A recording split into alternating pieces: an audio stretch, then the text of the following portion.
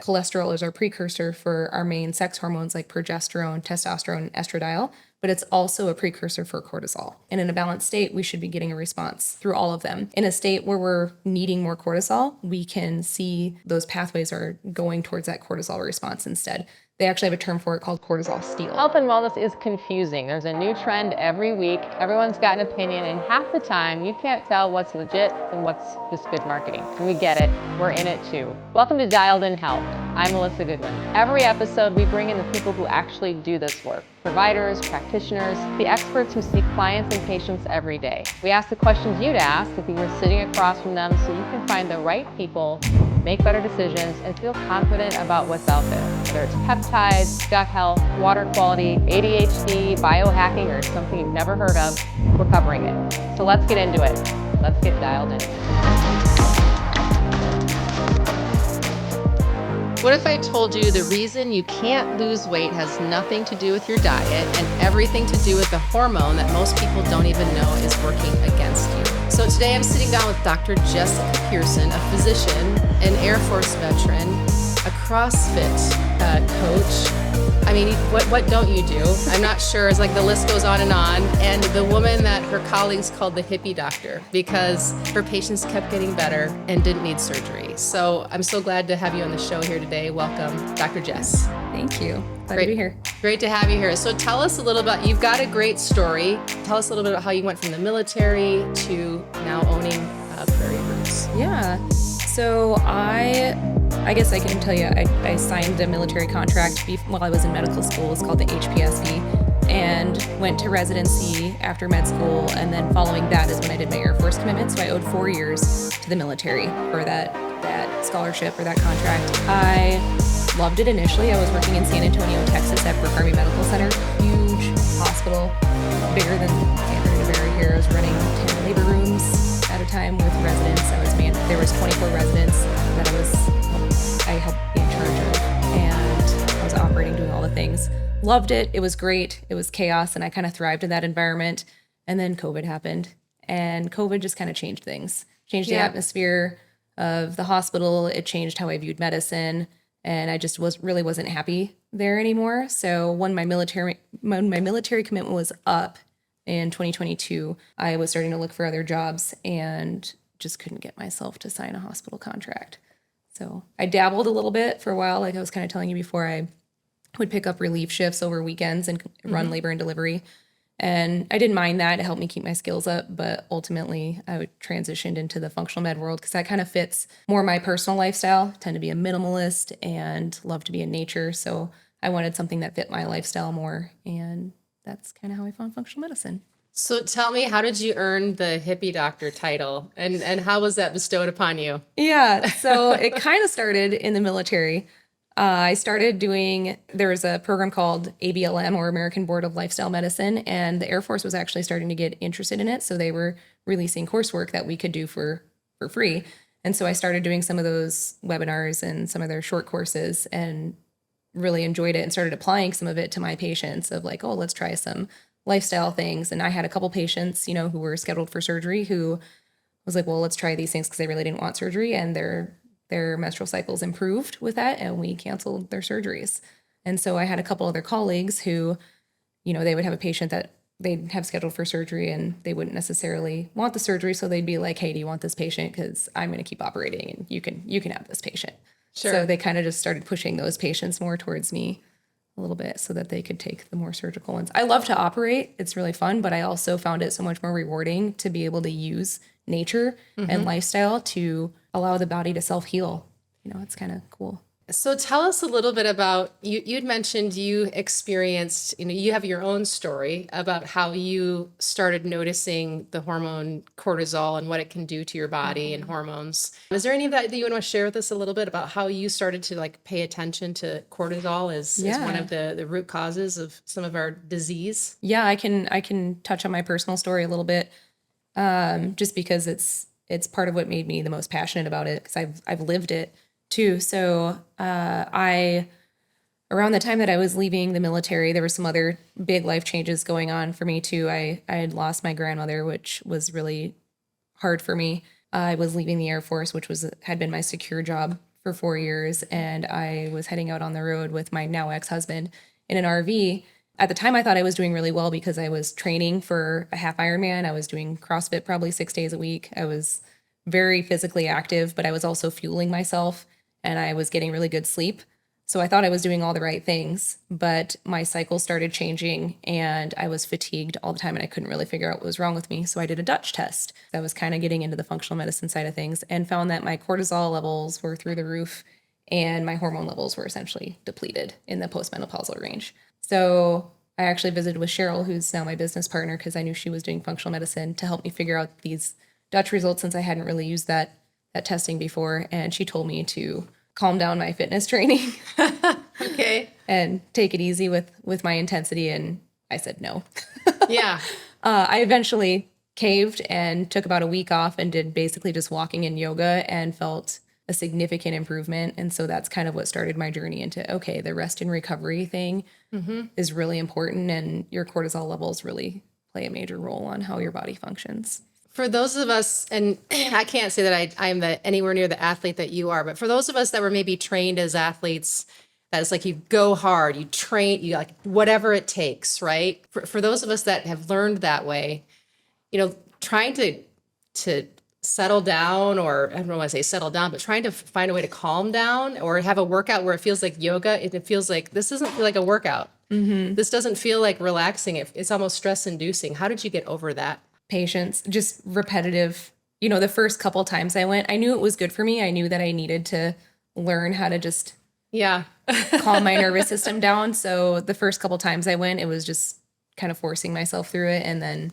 over time you start to enjoy it. You start to actually feel your nervous system calm down. You feel restored and refreshed and energized afterwards. And that feeling is what made me keep going afterwards. But you have to kind of get over the hump first. You have to train yourself. Do you like yoga now? I do. Okay. Yeah. I don't do it as much as I should. Sure. So what is cortisol and why do we need to care about cortisol? So cortisol is our stress hormone. It's released from our adrenal glands, which are little glands that live above your kidneys. Okay. And it's the hormone that's produced in response to our environment.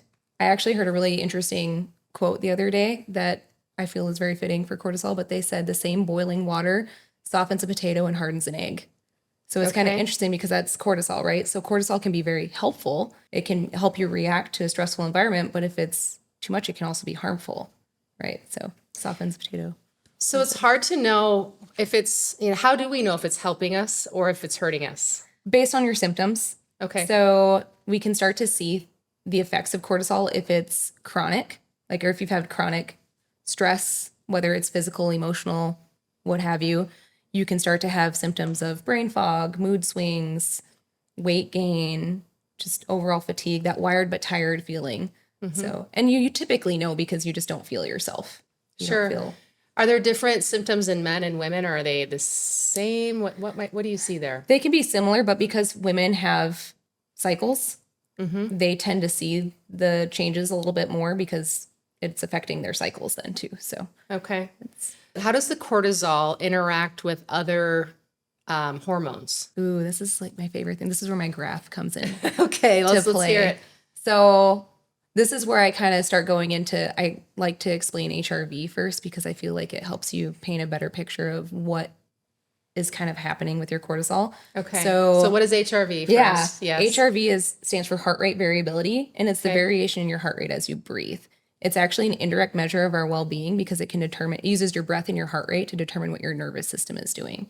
So if you were to sit and feel your pulse and take some deep breaths, on a big inhale, you're going to feel your heart rate go up a little bit. On an exhale, you're going to feel your heart rate go down a little bit. That inhale is going to activate your sympathetic or that fight or flight response, and your exhale is going to activate that parasympathetic or that rest and digest response. So in a balanced state, breathing, heart rate, and nervous system are in balance. When your body's, I hate saying the word stressed actually, because it's relative. When it's overstimulated, I feel like is a better term. So when your body's overstimulated, you tend to live on an inhale. So this could be positive, it could be negative. I think of things like, I forgot my grocery list. When I get to the grocery store, I'm like, crap. So I've taken that big breath in, right? And I'm now holding it. Or, you slam on your brakes in traffic and you take that breath in, and then you're kind of living that experience. So we have these moments where we take these big, deep breaths in, and then we stay there. And then there's many times that we don't actually let that breath all the way back out. So that inhale is activating that sympathetic mode. And then a lot of times we just live in it for longer periods of time than we should. That's now sending a signal to your adrenal glands to release cortisol. We're meant to have spurts of that throughout the day to react to our environment, but we're also meant to come back down into that parasympathetic state. So we're in that chronic fight or flight state, and we have that chronic demand for cortisol. It starts to turn into like an annoying fire alarm is kind of how I think of it. So if you think of an annoying fire alarm going off, everybody's going to come out and be like, oh my gosh, make it stop. We need this to go away. Your body's starting to feel the same thing. So cortisol is going off in your body. And even though you don't necessarily think about it or feel it mentally all the time, sometimes you do, your body is feeling that. And so you're responding. That can manifest as things like inflammation. So you can be releasing inflammatory markers to put out those little fires. And that inflammation can manifest different ways too, like headaches, joint aches and pains, gut issues, you name it, cycle issues, things like that. So the inflammatory response is part of it. Metabolically, this is the one that people complain about the most, right? It starts triggering your liver to make more glucose. It needs fuel. It's not going to necessarily rely on what you're eating. It's going to activate that liver response and have the liver mobilize that glucose for you. So now you have sugar in your bloodstream. That's also actually creating an insulin response. And insulin is a growth hormone that makes you retain fat. Most of our insulin receptors are around our midline. So this is where that stubborn belly fat can come in. So it's not always a nutritional thing or an exercise thing. It could be a cortisol thing. From a sex hormone standpoint, this is where I have that steroidogenesis chart. And it shows that cholesterol is our precursor for our main sex hormones like progesterone, testosterone, and estradiol, but it's also a precursor for cortisol. So if you look at that chart, you'll see that cholesterol feeds all those pathways. And in a balanced state, we should be getting a response from through all of them. In a state where we're needing more cortisol, we can see those pathways are going towards that cortisol response instead. They actually have a term for it called cortisol steal. So high stress levels, cortisol can create all of those issues there. So you'd mentioned heart rate variability. I'm really interested in this bit. So the heart rate variability, you'd mentioned like you breathe in and you almost don't breathe out. Does it mean that we're not breathing out as much as we should? Like we're just kind of constantly like living on an inhale. Yeah. So if you were is to that a wear metaphor, device, or are we literally doing that to a degree? You are to a degree, and people will notice it too. So I'd actually I'm curious to hear from you later to see. Yeah, if no, like, I'm gonna oh my be gosh, thinking I've about noticed I was this. holding my breath. Yeah, and sometimes it's just really dumb things. You're just thinking, right? Sure. So this is where the devices like the Oura Ring. So I have an Oura Ring right now. I didn't wear my Garmin today, but there's devices like Oura, Whoop, Garmin, Apple Watch. They all track HRV. So higher levels of HRV show that you have a good variation in that heart rate or a good adaptability with your nervous system. Low HRV shows that you have poor adaptability, which usually is indicating that you're living on a breath hold. I've found with my Oura data, so just doing this myself and seeing what kind of results I get, even as much as I know with all of this, I still surprise myself with my results. But I can look back and be like, oh yeah, that makes sense. So I've found that the days that I'm in the office doing business work, which is hard for me, it's just not something that I've been trained to do, and so I have to think a lot. Those are the days of my highest stress levels. Not because I'm actually stressed, I'm just thinking a lot. Yeah. Well, I'm not saying you hate that work, but I'm speaking for myself. Right. The administration side of things. Yeah. And the things that I'm still learning from the business side, that's harder for me. And I have to think a lot. And so those are the days that my stress levels are higher. Not because I necessarily feel emotional stress, but just it's because my brain is working hard. Yeah. Okay. So I thought heart rate variability actually had more to do with your heart, but it's actually almost a connected. Tell me more. Yeah, what it's is all it kind of actually interconnected. measuring? The devices are using your heart rate to show how it changes, right? So you can actually train HRV by doing certain breath work things and exercise too, because you want to be able to have your heart rate go up, but then also come back down. Got it. So what these devices are looking for to see like, okay, how high does your heart rate go and can you bring it back down? And how well does it do that? So if we're not bringing it back down, you're not going to have a lot of variability. Right. Okay. Yep. So if you're living on these inhales throughout the day and holding your breath a lot because of whatever pain, like pain is a big one too, right? If you're in pain, you tend to hold your breath because it hurts or you're tense, right? You're not letting that air back out. So then you're just living up like this. You're not getting that variation where you're coming back down. Okay. So that's why it's indicative of more of a high stress state because it's typically on an inhale. Quick break. This episode is brought to you by Vitality Growth Labs. If you're a health or wellness practice and you're wondering why your phone isn't ringing the way it should be, Vitality Growth Labs builds the systems to fix that. Get found, build trust, fill your calendar. AI authority stacking, videos that connect with your clients, real tools, strategy, and execution that results in real revenue. Visit vitalitygrowthlabs.com or check the provider directory at vitalitygrowthlabs.com/the directory to find a trusted wellness provider near you. All right, back to the show. So you have a lot of your patients wear those devices, right? I do. To help them kind of track that. Tell us about what that process is like. Yeah. So we don't have any kind of special partnership or anything. It's a device that I've used myself, so I know how to look at the data with them. And I find that it has a lot of value to it. So a couple of the things that I really like with the Oura Ring is it trends sleep, which is great. It trends the HRV or your readiness score. And so a lot of people don't really know what that means. They just look at the dashboard. So I like them to wear it so that we can dive into the data a little bit more, and I'll pull up their readiness or their HRV values and look at their trends over time. So that's actually an important thing I should probably bring up too. You should never compare your HRV value, like that value, to somebody else, or, even to your day-to-day. You're looking at your trends. That's what matters. So you're not going to be able to have a significant other. Like if your HRV is 35 and your significant other's in the 90s, that doesn't mean they're doing better than you. That doesn't mean what they're doing is working better for them. You need to look at how is it going up and how is it coming back down? Okay. And where do your trends live? Tell me a little bit about what you eat and drink, caffeine. I've heard that women should not, absolutely never do any kind of hour restriction. And I've also heard you should fast, these days. There's people who've been fasting for hundreds of years.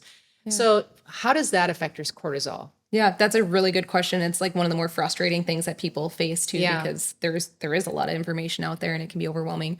You kind of just have to know where you're at baseline too. So I have another chart I really like that shows kind of your arousal meter of okay, how many things can you take on before you're capped out kind of thing.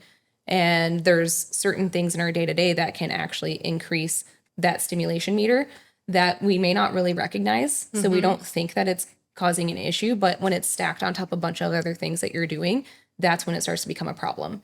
So let's say you are somebody who gets up at 4 a.m. every morning to do intense CrossFit type. I'm kind of naming myself here a little bit. Somebody that maybe does that, yeah. Yeah, so get up at 4 a.m. every morning to do a HIIT workout, and then you drink 200 milligrams of caffeine, and then you're just go all day long, right? And then you get home and you stay on your computer finishing up work until 11 p.m., and then you start all over again. So each one of those things on their own is probably okay.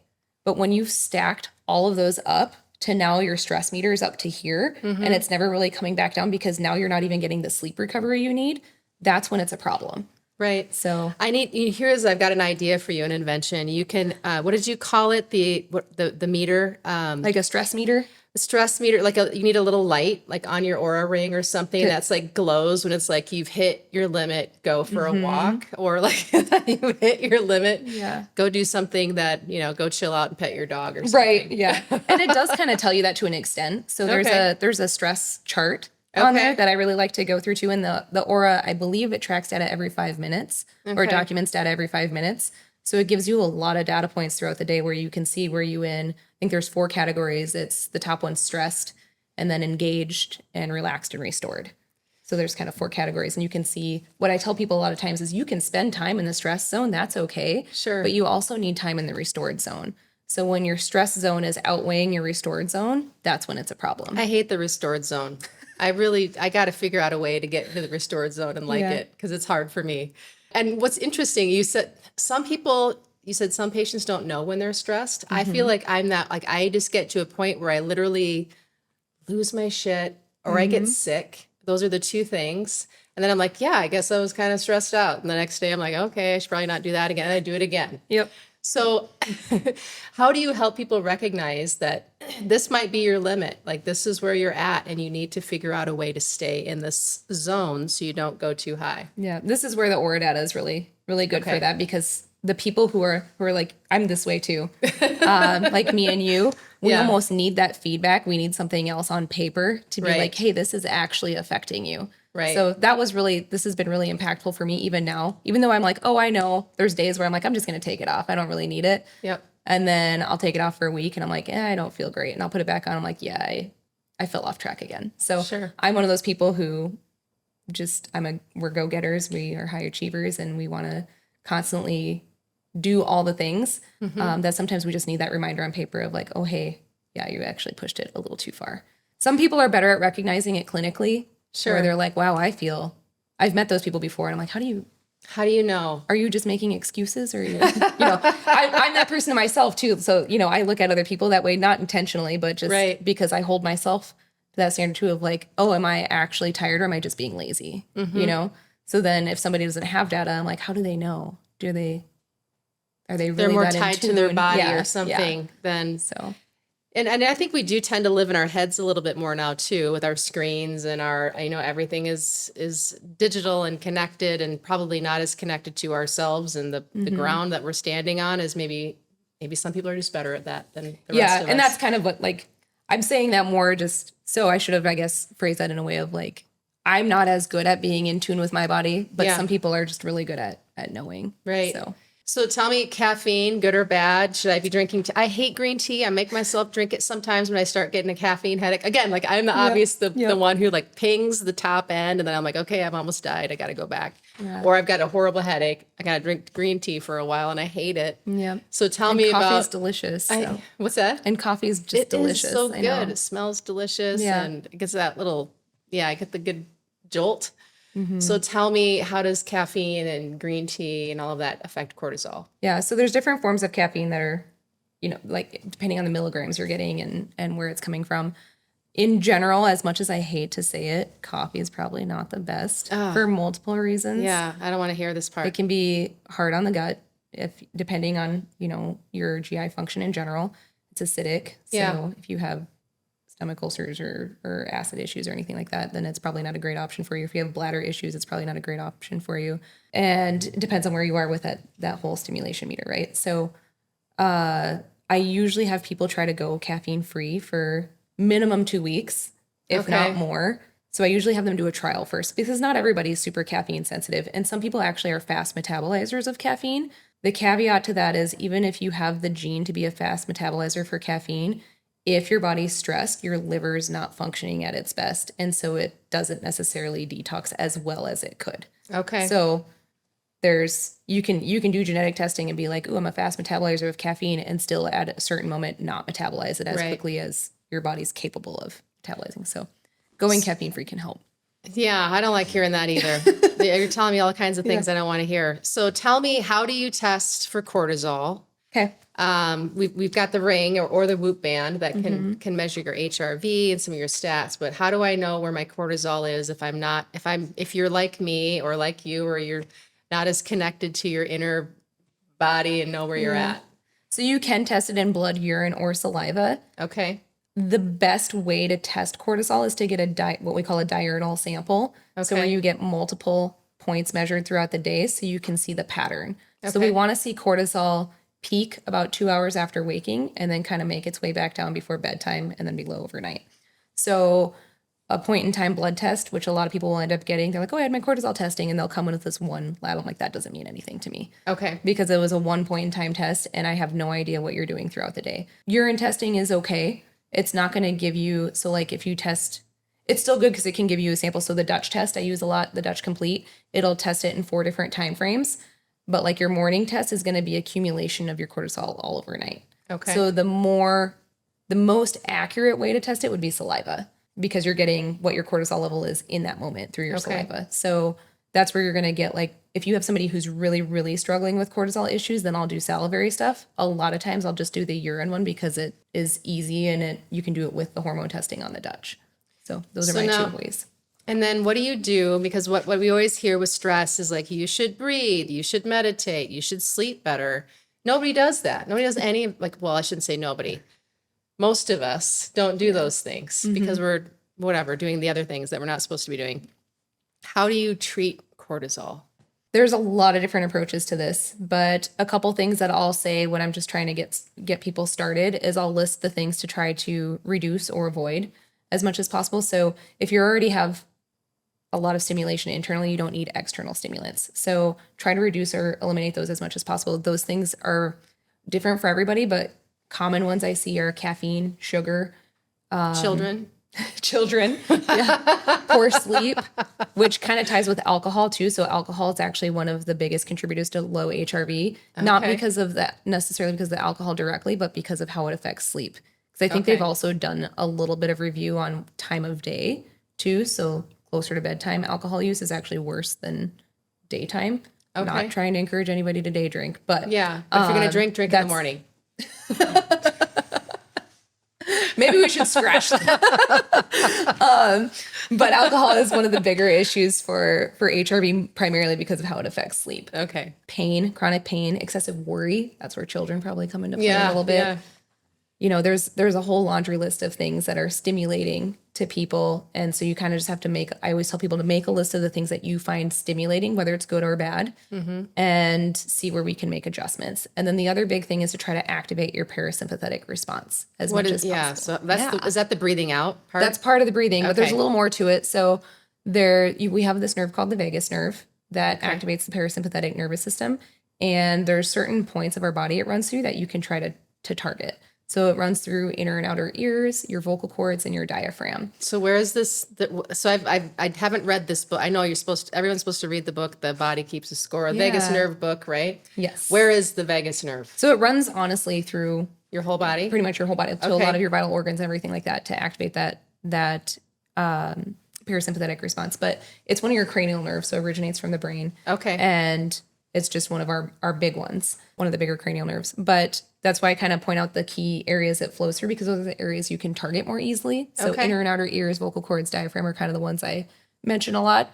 So as far as what you can do with those inner ears are, sound therapy. I'm a huge fan of sound therapy. So people will find that certain frequencies they respond to better than others, whether it's music or have you ever walked into a room and there's like a sound that you're like, oh, that's like setting my skin on edge. Sure. But somebody else, they're like, oh, I like that sound.